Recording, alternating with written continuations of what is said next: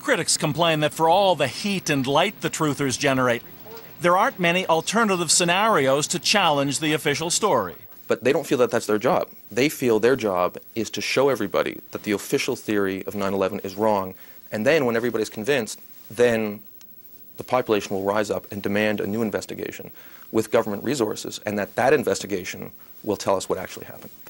But Professor Key Dudney at Western has connected the dots, putting together what he presents as a workable timeline to explain what really happened on 9/11.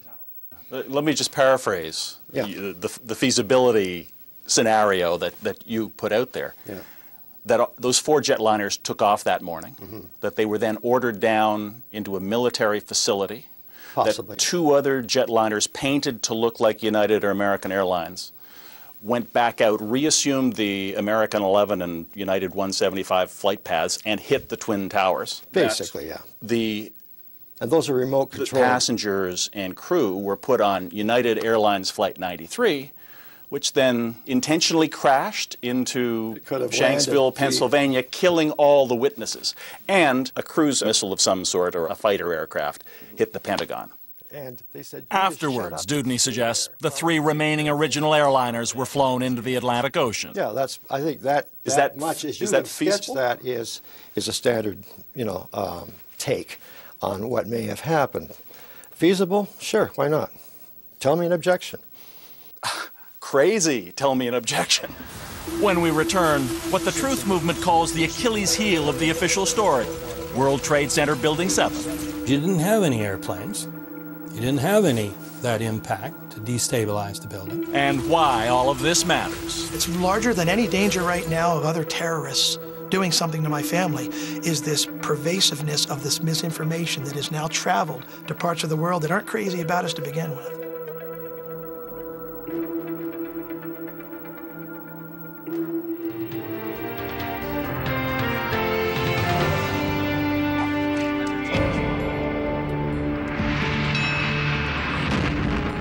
By mid-morning on September 11th, 2001, the Twin Towers had been reduced to tragic piles of steel and dust. Across the plaza, World Trade Center Building Number 7 was still standing, 47 stories tall. But not for long. That afternoon, at 20 minutes past 5 o'clock, Building 7 also disintegrated before our eyes, though it had not been ravaged by a passenger jet. For the 3rd time today, it's reminiscent of those pictures we've all seen too much on television before, when a building was deliberately destroyed by well-placed dynamite to knock it down. Ever since, it's been the mantra of the 9/11 truth movement. I'm not kidding you. Building 7 is the 3rd worst structural failure in modern history. Richard Gage, founder of Architects and Engineers for 9/11 Truth, says that couldn't happen simply because of the fires that raged for several hours in Building 7, caused by falling debris from the Twin Towers. A 47-story skyscraper. It's converted all of its gravitational potential energy into kinetic energy. Therefore, it can't crush the 40,000 tons of structural steel that's holding it up and fall at free fall speed, meaning those columns had to have been removed and could only have been removed explosively. As soon as the first building collapsed, I knew right away that that had nothing to do. There was nothing about that struck me as explosives could be involved. Brent Blanchard is an internationally recognized demolitions expert, hired to work at Ground Zero in the aftermath of 9/11. A lot of folks just generally saw a building falling straight down. Right from the beginning, it didn't look like that to me, and it didn't look like that to my people, because as the structure falls, giant sections are legging out off to the sides. It did not fall into its footprint. It did not fall at free fall speed. It did what something does when it's weakened to that level. This is Building 6. This is the Customs House. Building 7 would have sat right over here, and the North Tower would have been sitting right over here. Blanchard says it's obvious to him the collapses began on the floors where the planes struck the towers. He argues that planting explosives there beforehand would have been useless. Afterwards, impossible. If they had been placed there beforehand, they would have been blown out or affected by the plane's impact. And I don't see how they could have been placed there after, with the tremendous heat and the fires.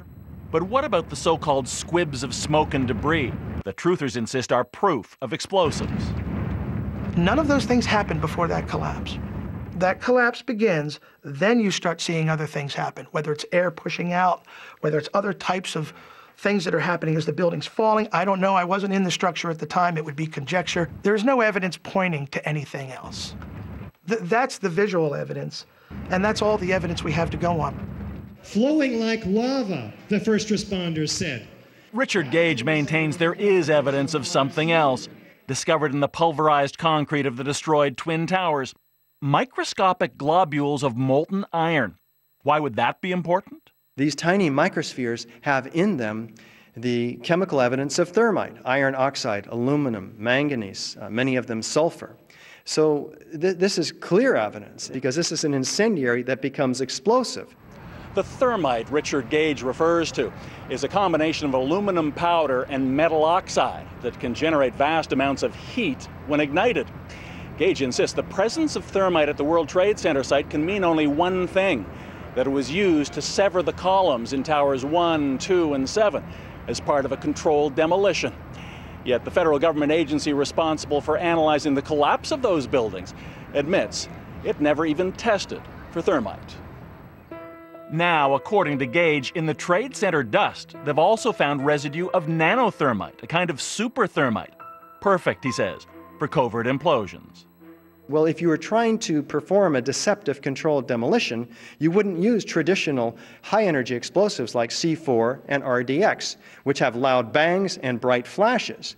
Super thermite does not have the loud bang and the bright flashes that these normal explosives do for explosive controlled demolition. Brent Blanchard admits he's not a thermite expert, but one thing he knows well is that preparing a skyscraper for implosion takes much time and many people to expose the supporting beams, weaken them floor by floor, then place the explosives. It's estimated as much as 100 tons of thermite would be necessary. My issue with it is still, how do you get to the exposed columns? How do you apply enough thermite to enough columns to have it work? And how are you still cutting these beams? How are you still cutting hundreds of them in order, which is what was required to make the building collapse? But to Blanchard, the best argument may be these seismographs for New York City on 9/11. Taken the morning of September 11th. This is a waveform showing ground vibration as it was recorded at the Ground Zero site on September 11th. This particular piece is the North Tower collapsing. Mm-hmm. And what you're looking at is actual ground vibration of the collapse transferring through the beams into the ground and being recorded. It is actually showing you that gradation. And if this had been a controlled demolition, how would it be different? If there had been any catalyst, you'd see another spike out here. There'd be a spike right in here, and that spike would be the actual catalyst to feeding the beams. The explosion. Some type of explosion, right. But for the Twin Towers and building number 7, he says, seismographs show nothing of the kind. Very much the same thing. Many of these issues could have been addressed, even resolved, by the 9/11 Commission, the independent body tasked with providing the fullest possible accounting of the events surrounding 9/11. But in its final report, the Commission effectively dismisses the subject of explosives in the Twin Towers, leaving it for other federal agencies to examine. As for World Trade Center building number 7, it simply ignores that altogether. After a 3-year investigation, the report by NIST, the National Institute of Standards and Technology, found no evidence of explosives at the Twin Towers and made no mention of thermite. As for building number 7, NIST says uncontrolled fires on multiple floors caused the failure of a critical support column, then a progressive collapse. Your dismissal of that is that it couldn't have happened in the uniform way that would be necessary for the building to fall the way it did. Correct. The rest of the columns could not have been destroyed sequentially so fast to bring this building straight down into its own footprint. Like a house of cards, all the structural members, or most of them, had to have been cut in order for a 47-story building to collapse into a pile 4-5 stories high.